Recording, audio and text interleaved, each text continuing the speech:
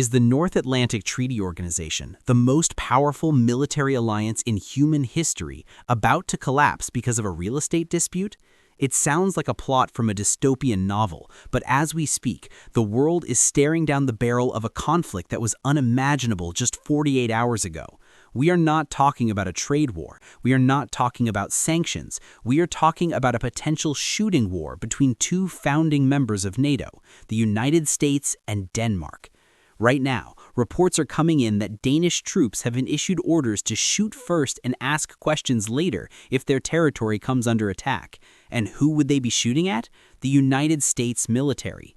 This escalation comes after the White House issued a final ultimatum today regarding the acquisition of Greenland, an ultimatum that offers two choices, the nice way or the hard way.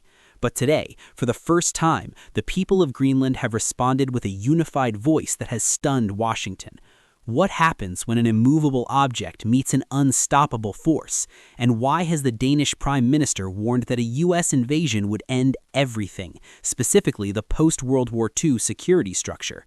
Stick around, because later in this video, I will explain exactly how this single island could unravel 80 years of global peace, and why the US president believes this drastic step is the only way to save America from a ghost fleet in the Arctic.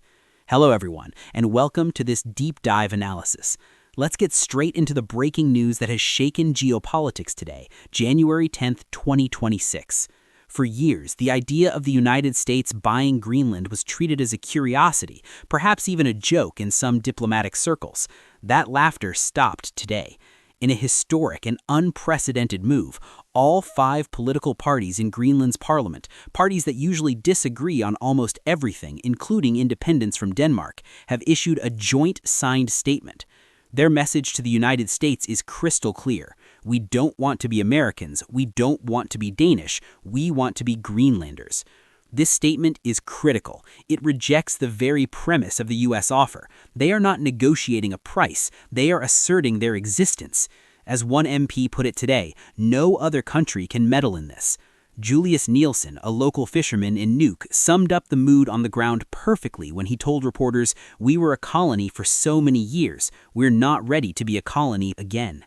But why now? Why this sudden unity? It is a direct response to what came out of the White House earlier today. President Trump, speaking to oil and gas executives, didn't just float the idea of a purchase. He laid down a timeline and a threat. He stated, "We're going to do something on Greenland, whether they like it or not." Let's analyze that phrase, whether they like it or not. The president elaborated, saying he would prefer to make a deal the easy way, but if that is not possible, the United States is prepared to do it the hard way. He was explicit about the military implication, stating, "When we own it, we defend it. You don't defend leases." Now, from an American perspective, you have to ask, why is the United States suddenly willing to risk a war with a friendly nation like Denmark? What is the strategic calculation here? The White House argues this is a matter of existential national security. The president today claimed that if the U.S. doesn't take Greenland, our adversaries will. He stated, "We are not going to have Russia or China as a neighbor." Here's where the deep dive gets interesting. President Trump claims that the waters around Greenland are currently covered with Russian and Chinese ships, and that there are Russian submarines all over the place. However, there's a massive disconnect here. Jess Berthelsen, the head of Greenland's national trade union, went on record today saying, "We can't see it, we can't recognize it, and we can't understand it." The locals deny seeing this ghost fleet, yet the White House insists the threat is imminent and that China and Russia are poised to occupy the island if the U.S. doesn't act first. This isn't just rhetoric. We have to look at the precedent set just days ago. On January 3rd, 2026, the U.S. military seized Venezuelan leader Nicolas Maduro. That operation proved that the hard way is not a bluff. The world saw that the current administration is willing to use direct military force to secure what it deems necessary for stability or resources. And speaking of resources, that's the second layer of this crisis. Greenland isn't just ice, it's a treasure trove of rare earth minerals, uranium, iron, and potentially massive oil and gas reserves that are becoming accessible due to melting ice. In a world where supply chains are weaponized, controlling Greenland means controlling the future of technology and energy. But here's the nuclear scenario I promised to discuss in the hook, the geopolitical fallout that could change the world map. Denmark is a member of NATO. The United States is the leader of NATO. Article 5 of the NATO treaty states that an attack on one is an attack on all. So, what happens if the US invades Denmark's territory? Danish Prime Minister Mette Frederiksen issued a chilling warning today. She said a US invasion would end everything. She specifically clarified that everything means the transatlantic NATO Defense Pact and the entire post-World War II security structure. Think about that. If the US attacks Denmark, NATO effectively ceases to exist.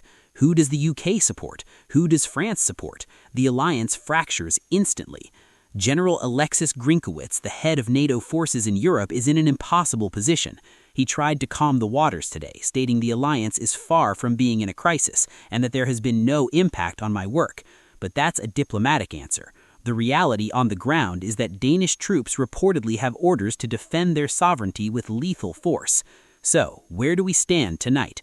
We have a unified Greenland rejecting US rule. We have a US president promising to take the island the hard way if necessary to stop Chinese and Russian encroachment. We have a Danish government warning that this move destroys the Western alliance. And we have reports of shoot-to-kill orders issued to troops who are supposed to be our allies. The Secretary of State, Marco Rubio, is scheduled to meet with Danish officials next week, but with tensions this high and with the Venezuelan operation fresh in everyone's mind, the question is, will diplomacy work or will the hard way become the only way?